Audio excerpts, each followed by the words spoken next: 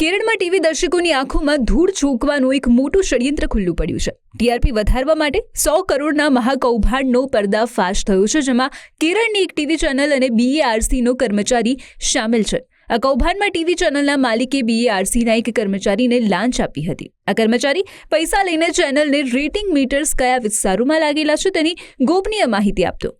આ માહિતીના આધારે ચેનલ રેટિંગ મીટરના વિસ્તારોમાં પોતાનું લેન્ડિંગ પેજ સેટ કરાવતી હતી, જેથી કૃત્રિમ રીતે તેનું રેટિંગ વધી શકે. ઊંચું રેટિંગ મેળવીને આ ચેનલ મોટી જાહેરાતો મેળવવાનો ખેલ પાડતી હતી. કેરળ પોલીસે સમગ્ર કૌભાંડને લઈને પ્રારંભિક તપાસ શરૂ કરી છે.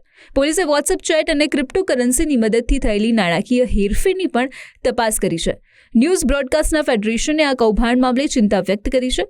દર્શકોના વિશ્વાસ પર આધારિત આ ટીઆરપીના ખેલમાં થયેલા ઝોલથી બીએઆરસીની વિશ્વસનીયતા પર સૌથી મોટો સવાલ ઊભો થયો છે અને તેની શાખ બચાવવાનો મોટો પડકાર છે. આ મામલે સઘન તપાસથી હજુ અનેક માહિતી બહાર આવે તેવી શક્યતા છે.